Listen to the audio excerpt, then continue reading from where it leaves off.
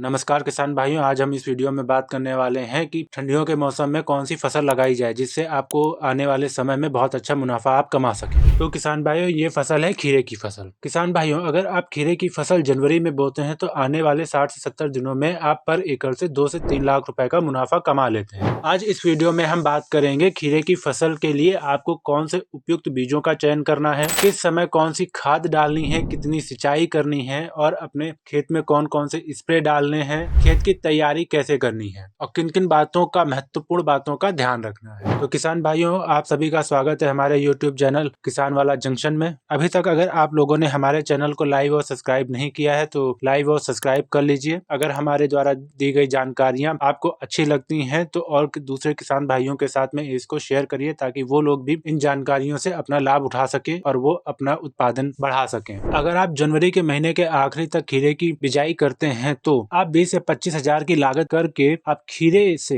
1 एकड़ से आप 2 से 3 लाख रुपए तक का मुनाफा कमा सकते हैं। अगर आप खीरे की बिजाई जनवरी के महीने में करते हैं तो आपका एक बहुत अच्छा चयन होगा अपनी खेती के लिए। चलिए अब बात करते हैं कि खीरे की बेस्ट वैरायटी कौन कौन सी हैं। पहले नंबर पे आती है हाईवेज की शाइनी, दूसरे नंबर पे आती है VNR क्रिस वैरायटी, ये भी आप लगा सकते हैं। तीसरे नंबर पे आता है ईस्ट वेस्ट नाजिया F1, ये वैरायटी भी आप सर्दियों के मौसम में लगा सकते हैं। ये तीनों वैरायटियां बेस्ट वैरायटियां हैं आपके सर्दियों के मौसम में खीरे की बिजाई करने के लिए। अब बात करते हैं कि एक खेत में पर एकड़ के हिसाब से कितनी सीड रिक्वायरमेंट पड़ेगी। तो आपको पर एकड़ के हिसाब से 200 ग्राम खीरे की बीजों की रिक्वायरमेंट पड़ेगी पर एकड़ के हिसाब से मैं बता रहा हूँ आप लोगों को। अब बात करते हैं कि खीरे की फसल की बुआई करने के लिए हमें खेत किस तरीके से तैयार करना होता है, उसमें कौन कौन सी खादें हमें किस किस समय पे डालनी होती हैं, हमें कौन सा स्पेशल डोज डालना होता है अपनी खेतों में खीरे की बुआई के लिए। पहले नंबर पे जो खाद आती है वो आती है पोटास 15 किलोग्राम 60% वाली। दूसरी खाद जो आपको लेनी है वो सिंगल सुपर फास्फेट है, 50 किलोग्राम लेनी है वो आपको। तीसरी खाद जो होती है वो आती है आपके DAP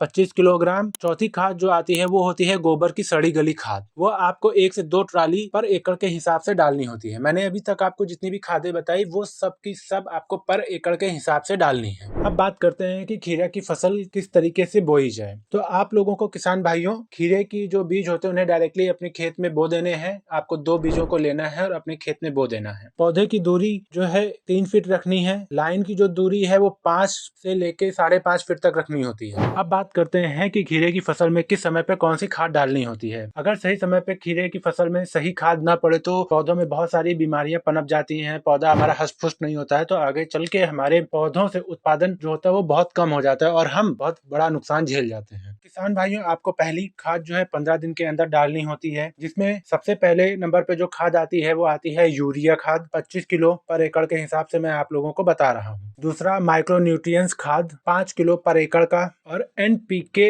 19-19-19 4 किलोग्राम। मैंने आपको जो भी खाद बताई वो पर एकड़ के हिसाब से बताई है। इन तीनों को आपस में अच्छे से मिक्स करके पौधों की जड़ों के पास में आपको इन्हें देना होता है। फिर उसके बाद में जब आप इन पौधों की सिंचाई करते हैं तो आपको बहुत बेहतरीन रिजल्ट देखने को मिलते हैं। अब बात करते हैं दूसरी खाद कब डालनी चाहिए। तो दूसरी खाद डालने का जो सही समय होता है वो होता है 30 से 35 दिन के बाद में। आपको दूसरी खाद में सबसे पहले आपको जो लेना होता है वो होता है यूरिया खाद, जो कि 30 किलो आपको लेनी होती है। दूसरी खाद होती है फिर ह्यूमिक एसिड दानेदार वाली, जो कि आपको 10 किलोग्राम पर एकड़ के हिसाब से लेनी होती है। तीसरा आपको जो लेनी होती है खाद वो होती है जिंक सल्फेट 35% वाली, जो आती है वो लेनी होती है 5 किलोग्राम पर एकड़ के हिसाब से। इन तीनों को आपस में मिक्स करके आपको जड़ों से 4 इंच दूर देनी होती है और उसके बाद में आपको सिंचाई कर देनी होती है। अब बात करते हैं कि तीसरी खाद कब देनी चाहिए। तीसरी खाद आपको 40 से 50 दिन के बाद में देनी चाहिए। अगर आप लोगों को अपने खेत में फसल हरी भरी नहीं दिखाई देती है, फसलों में पीलापन दिखाई देता है, तब आपको ये खाद देनी होती है। इस खाद के अंदर जो सबसे पहले खाद आती है वो आती है मैग्नीशियम सल्फेट 10 किलोग्राम। दूसरा खाद जो है वो होती है अमोनियम सल्फेट 10 किलोग्राम। इन दोनों को आपस में मिक्स करके आपको अपने खेत में डाल देनी होती है। जब आप ये खादें आपस में मिक्स करके अपने खेत में डाल देते हैं तो आपके खेत से पीलापन की बीमारी बिल्कुल ही खत्म हो जाएगी। आपके पौधे बहुत हष्ट पुष्ट और स्वस्थ हो जाएंगे, एकदम हरे भरे। मैग्नीशियम और सल्फेट का आप जब खाद के रूप में अपने खेत में उपयोग करते हैं तो आपको ज्यादा से ज्यादा फुटान देखने को मिलेगा, आपको अपने पौधा हष्ट पुष्ट देखने को मिलेगा और आप इन खादों का उपयोग अपने खेत में कर सकते हैं। हमने आप लोगों को जो खीरा की फसल के लिए कॉम्बिनेशन बताया है खादों का, वो अगर आप सही समय पे सही तरीके से देते हैं तो आपकी फसल बहुत हष्ट पुष्ट होगी, आपका पौधा बहुत हरा भरा और स्वस्थ होगा। साथ में ही आपके पौधों से से खीरे का उत्पादन भी बहुत अच्छा होगा।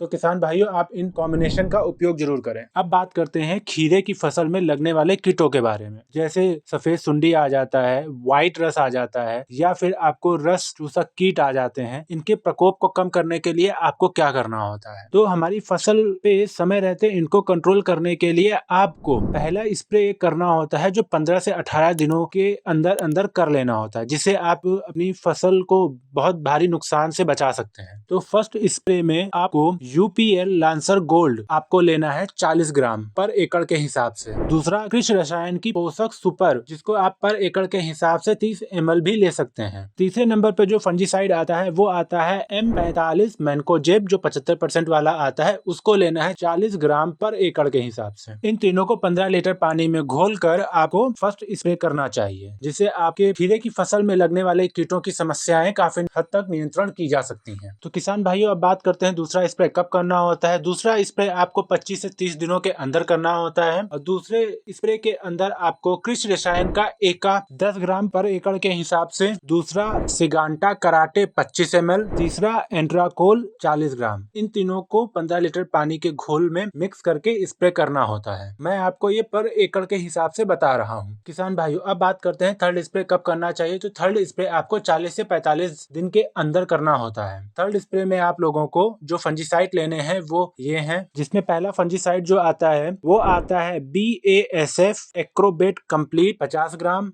दूसरे नंबर पे आता है आपका सोलेमन 10 ml। तीसरे नंबर पे आता है सिलिकॉन पाउडर 50 ग्राम। सिलिकॉन पाउडर जो होता है वो आपके पत्तों को मोटा और सख्त करता है। इन तीनों को 15 लीटर पानी में घोलकर आपको स्प्रे करना होता है। पर एकड़ के हिसाब से मैंने आपको ये डोज बताई है। सर्दियों के मौसम में जब आप खीरे की फसल लगाते हैं तो आप लोगों को ज्यादा स्प्रे करने की जरूरत नहीं पड़ती है, खाली 3 स्प्रे में ही आपका काम हो जाता है। आप जब ये 3 स्प्रे करते हैं तो आपके खीरे की फसल में न सफेद सुंडी लगती है, ना ही आपको रस चूसक कीट लगते हैं, ना ही आपके फसल में और किसी भी टाइप का कीट लगता है जिससे आपकी फसल को नुकसान हो। अगर आप समय समय पर ये 3 स्प्रे अपनी फसल में कर लेते हैं तो निश्चित तौर पर आप खीरे की फसल से बहुत अच्छा मुनाफा कमा लेते हैं आने वाले कुछ ही समय में। अब बात करते हैं कि खीरे की फसल में जो खरपतवार हो जाते हैं उनके लिए क्या करना है। तो खरपतवार अगर हो जाते हैं तो मैं आपको ये सलाह दूंगा कि खरपतवार नाशी का परहेज करें। आप इसको मैनुअली हाथों के जरिए जो है इसकी गुड़ाई और निराई कराएं, क्योंकि अगर आप खरपतवार नाशी का उपयोग करते हैं तो आपकी फसल को बहुत बड़ा झटका दे सकती है, जिससे आप बहुत बड़ा नुकसान झेल सकते हैं। किसान भाइयों, आपको जो हमने ये जानकारी वीडियो के माध्यम से दी है, अगर आप इस जानकारी का उपयोग करते हैं तो आप निश्चित तौर पे अपनी खीरे की फसल से एक अच्छा उत्पादन प्राप्त कर लेंगे। अगर हमारे द्वारा दी गई जानकारी आप लोगों को अच्छी लगी है तो चैनल को कृपया करके लाइक सब्सक्राइब कर लीजिए, और दूसरे किसान भाइयों के साथ इस वीडियो को और चैनल को शेयर कर दीजिए ताकि वो भी इस वीडियो से लाभ उठा सकें। धन्यवाद।